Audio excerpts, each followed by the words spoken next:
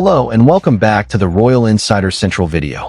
I hope you are doing great today. I have got another exciting video for you, so make sure you watch until the end. If you're new here, do not forget to like, subscribe, and turn on notifications. Now, let's get straight into today's video. Prince William did not merely make an announcement. He drew a line through the heart of the monarchy, and the entire United Kingdom felt the shock.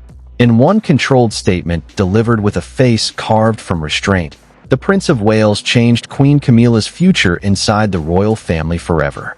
What sounded at first like protocol quickly became something far more personal, far more devastating, and far more impossible to reverse. Before we go deeper into what this really means for the royal family, make sure to subscribe so you don't miss a single update. William entered Kensington Palace that morning with the silence of a man who knew there was no gentle way to say what had been decided. Kensington Palace, one of the working royal homes, had seen announcements before, but this one carried weight. It was about the future reign, the period when the next king's authority would take shape. Aides stood back. Senior courtiers waited. Legal advisors watched the sealed royal statement. Because a royal statement is an official message defining the crown's position, William knew words would not return quietly. The prince began with control, but control did not mean comfort. He announced that Camilla would no longer hold any future ceremonial authority in his reign, and that she would be excluded from succession-era planning.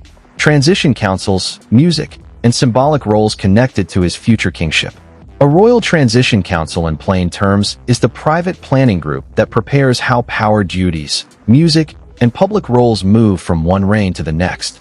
That was why the room froze. This was not a small adjustment. This was William closing a door before Camilla could step through it. His hand tightened before the final sentence because the prince understood who would feel the blow first. His father's wife, the queen consort, a woman who had fought for acceptance and now faced a future narrowed by the family she had entered. Camilla received the words inside Clarence House, and she did not speak when an aide read them aloud. Clarence House, her London residence with Charles, had once felt like refuge from public judgment. But now judgment had arrived. Her face shifted from disbelief to cold humiliation. Charles knew the decision was coming. He had seen the sealed internal review, a confidential palace assessment of influence over access, ceremony, and family decisions. And he had not stopped it. That silence became the first crack in the mystery. William was deciding what kind of monarchy he was willing to inherit. And before the palace could understand what William had done, it had to face the three people standing at the center of the storm. Behind the announcement stood three lives locked in a silent triangle. William carrying the burden of the future. Camilla fighting not to be erased from the institution she had spent years entering. And Charles trapped between loyalty to his wife and the survival of the crown. This was not just a decision about ceremony. It was a family wound reopened under the brightest and coldest national spotlight. William understood the danger before anyone else dared to say it aloud. Every symbolic role, every seat, every procession, every name placed near the future throne mattered because monarchy survives on signs as much as laws. The future king did not see Camilla's role as a harmless detail. He saw it as part of the structure his reign would inherit. A ceremonial role, in plain words, means a public position at major royal events where presence itself sends a message.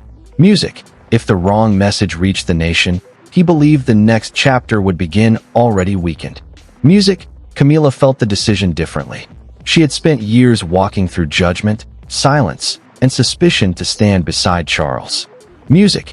And now William's words made her feel as if the palace had accepted her only for the present, never for the future. The queen consort turned to her private secretary after the announcement and asked one sharp question. Did he say I was unfit? That question stripped away every official phrase. It was no longer about protocol.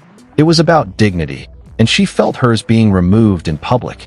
Charles sat alone after reading the statement, and the king did not call William. He placed the paper down with careful hands and stared ahead, caught between the woman beside him and the son who would carry the crown after him. The crown, simply put, means the monarchy's authority, duty, and public trust, not just a jeweled object. That was why his silence mattered. If he defended Camilla, he risked weakening William. If he defended William, he wounded her. Catherine had seen the pain before the room ever heard the words. Music. Before the briefing, She watched William remove every emotional phrase from the statement, leaving only cold certainty. Music. The Princess of Wales understood that his closest circle had warned him the announcement would look like punishment, but he insisted it was protection. Still, protection can cut like a blade. And that hidden incident, the one whispered about behind closed doors, had begun weeks earlier in a room where one careless demand changed everything. Every royal crisis has a moment everyone later proves they did not see coming. For William, that moment happened during a private succession rehearsal at Windsor Castle when Camilla challenged a ceremonial placement meant for Catherine and demanded a voice in William's future court arrangements. The room went still. Charles looked away. Catherine said nothing, and William understood in that silence that the next reign could not begin with old conflicts still holding the door. William had entered that rehearsal expecting order, not resistance. Windsor Castle mattered because it was not just another royal home. It was a working symbol of family history, authority, and continuity. The succession rehearsal was meant to settle private details before the country ever saw them. Succession, in plain words, means the planned passing of royal duty from one monarch to the next. That day, the palace was quietly arranging seating order, ceremonial access, household roles, and who would stand closest to the future king. When the next chapter began, Camilla changed the temperature with one demand. She objected to Catherine being named first family representative in William's future coronation household plan, and the words landed hard. A coronation household plan means the private structure of people and duties prepared for the ceremony that marks a new monarch's reign. Catherine sat with her hands folded, calm but wounded, refusing to turn the moment into open conflict. The Princess of Wales understood that silence could be stronger than defense. But William saw what her restraint cost her. Charles looked away at the worst possible second. The king did not raise his voice, did not defend Camilla, and did not defend Catherine.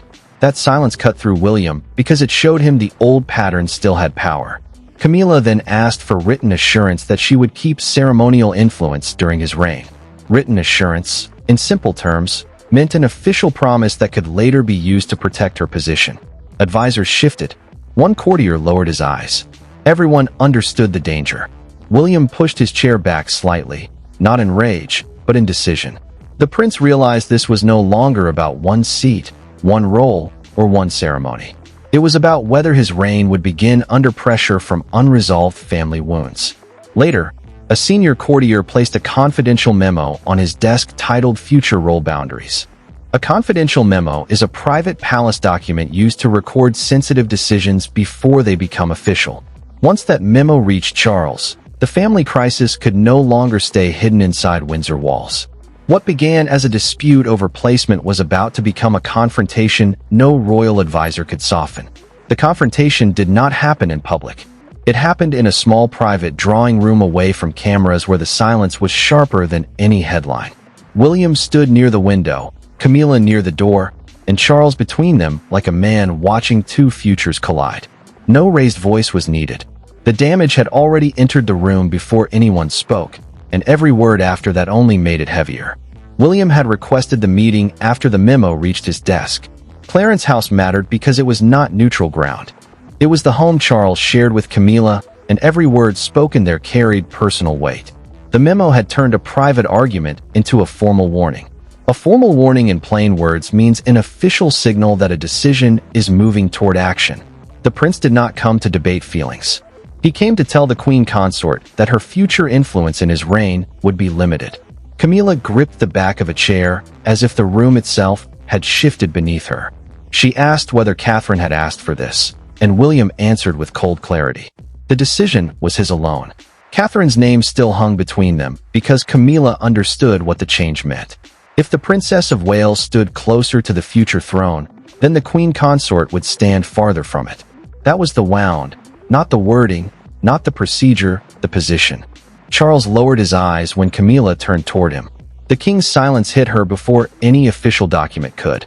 An official document, in simple terms, is a written palace record that makes a decision harder to deny later. She needed Charles to defend her, but he did not. He looked at William, then at the floor, and in that small movement, she felt abandoned. The monarch loved his wife, But he also knew his son had already secured support from transition advisors. William did not soften the truth. Transition advisors are the private experts who help plan how royal power and duties pass into the next reign. Their support meant this meeting was not a negotiation. It was a warning before the announcement. Camilla asked whether she would still stand beside the family during future national ceremonies, and the prince refused to promise it. Charles finally spoke, his voice low and heavy. "Are you prepared for what this will cost us?" And once that question was spoken, the fight moved beyond emotion and into the machinery of power. Royal power rarely arrives as thunder. Sometimes it arrives as a folder placed quietly on polished wood. After the confrontation, William's decision moved through the hidden channels of the monarchy: advisors, protocols, transition plans, and the careful language of future authority. Yet, at the center of it all was one human truth. The Prince of Wales was no longer asking permission to protect his reign. William sat alone with a senior constitutional advisor and began removing every soft edge from the draft. Future reign planning mattered because it shaped the monarchy before the crown ever changed hands. It decided who would stand where, who would advise whom, and who would carry symbolic weight when the next reign began. A constitutional advisor, in plain words, is someone who helps royal decisions fit within law, duty, and long-standing palace rules. The prince crossed out gentle phrases and replaced them with firm language. No future ceremonial authority. He did not smile. He did not pause. He knew every word would travel like a blade. Camilla's present status remained untouched, and that was the careful part. She would still be treated with respect beside Charles, but her place in William's future court could be limited before accession. Accession means the moment a new monarch takes the throne. That detail mattered because the decision did not need to attack the queen consort openly to change everything. It only needed to define the next chapter without her at the center. One palace aide warned that the move would look like William choosing Catherine's future position over Camilla's dignity, and the prince understood the danger. Still, he did not remove the line. Catherine entered briefly and saw the exhaustion on William's face. The Princess of Wales knew firmness could protect a monarchy, but she also knew it could wound a family. She told him that strength without cruelty still carries pain, and he looked down at the page because he already felt it. Catherine did not ask him to stop. Music. She only reminded him that every public decision would leave a private scar. Charles gave no written objection. The king's silence allowed the process to continue while saving him from a direct public break with Camilla. A written objection, simply put, would have been an official refusal that could halt or delay the decision. He gave none. That absence became permission without the comfort of spoken support. The papers had moved quietly through the palace, but the moment Camilla understood their meaning, nothing about the family felt quiet anymore. There are moments when a palace does not need shouting to feel shaken. At Clarence's house, the new reality arrived in a slim envelope, hand-delivered before lunch, its language formal and devastating. Camilla read it once, then again, as though the words might change if she refused to breathe. They did not. Her future had been narrowed by the man who would one day inherit everything she had fought to stand beside. Camilla received the formal notice in silence, and silence made it worse. The notice confirmed that she would no longer take part in future transition councils or symbolic reign planning events connected to William's monarchy. A transition council, in plain words, is a private group that helps prepare royal roles before a new reign begins. That mattered because this was not about one dinner, one appearance, or one family disagreement. It was about the shape of power after Charles. Music. The queen consort could keep her present title, but the future had been drawn without her at the center. Camilla placed the envelope on a side table after her aide left. She refused tea. She sat alone, stunned by the clean cruelty of official language. A formal notice, simply put, is a written message that makes a decision real and difficult to undo. She had lived through public judgment before, but this felt different. This did not come from newspapers. It came from inside the family. It came from William, and the prince's decision told her that respect in the present did not guarantee influence in the future. Charles entered later and found her waiting with the question already burning. The king did not need to ask what she had read. He knew. Camilla looked at him and asked whether he had let William do this because he agreed with him.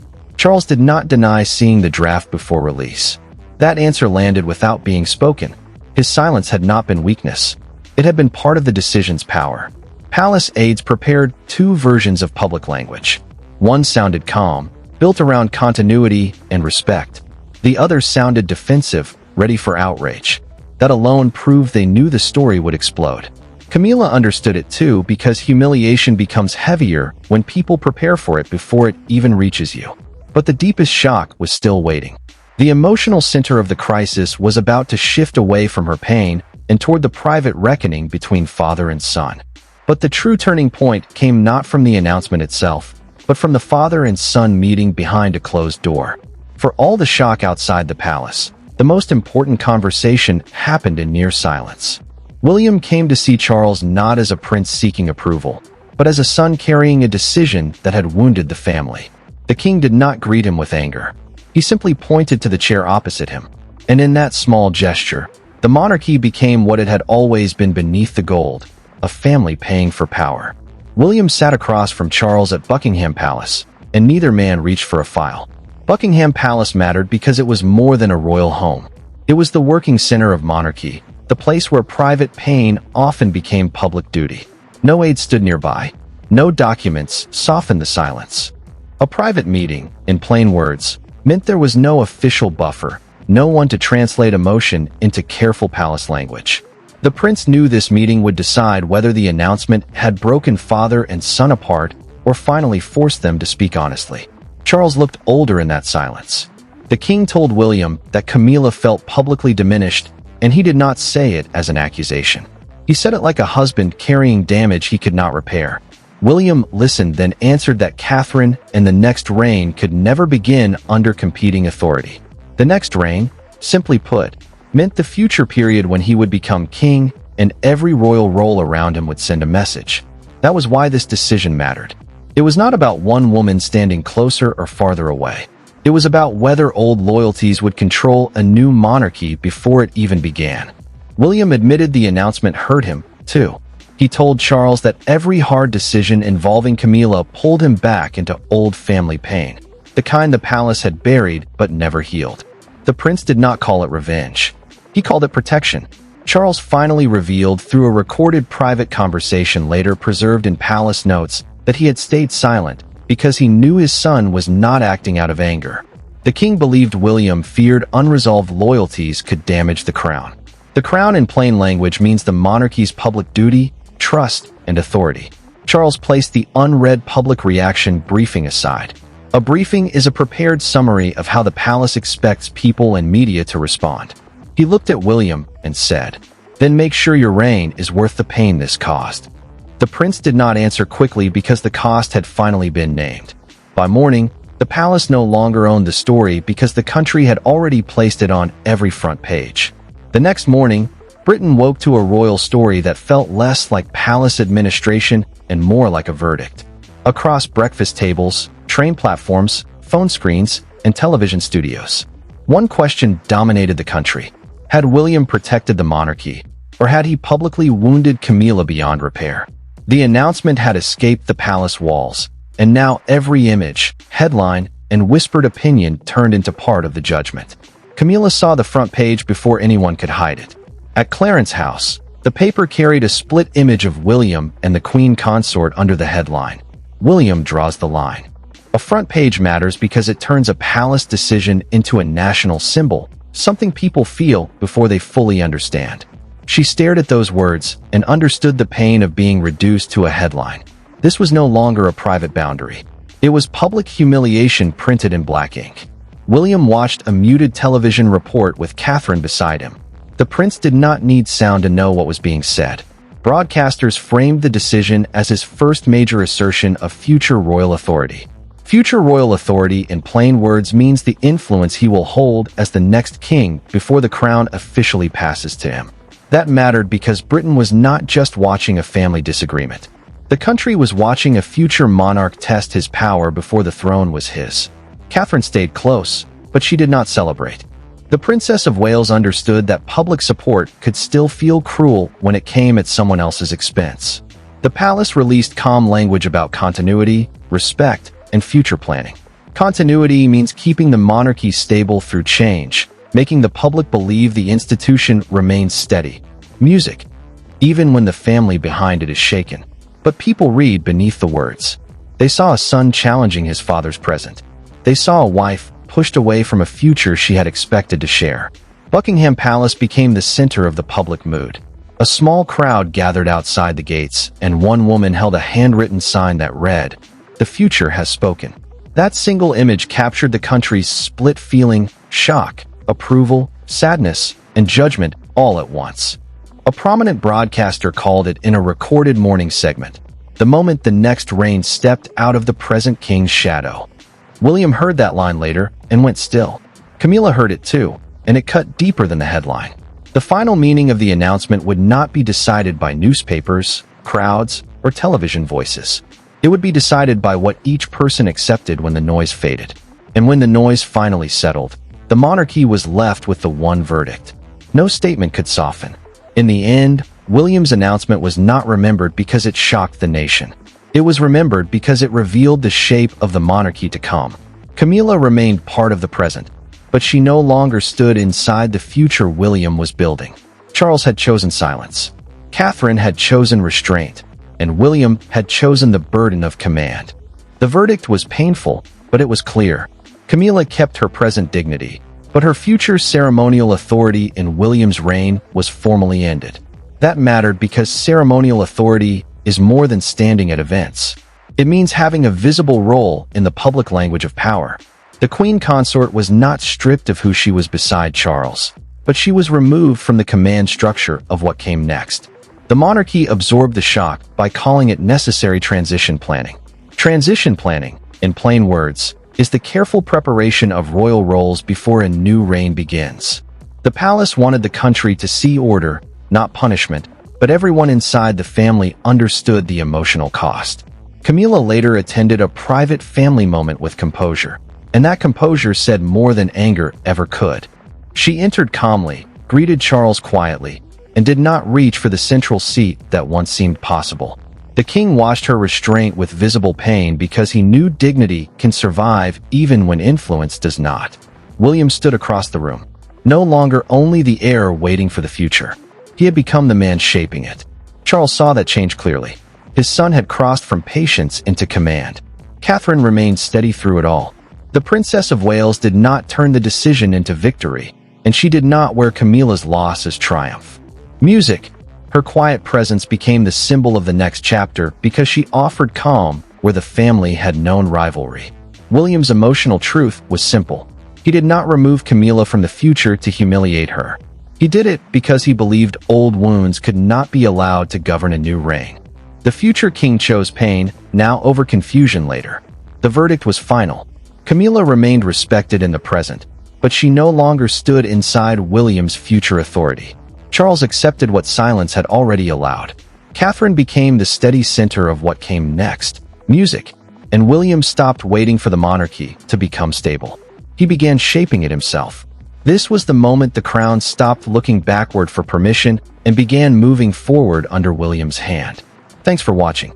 Please don't forget to like and subscribe, and we will see you in next.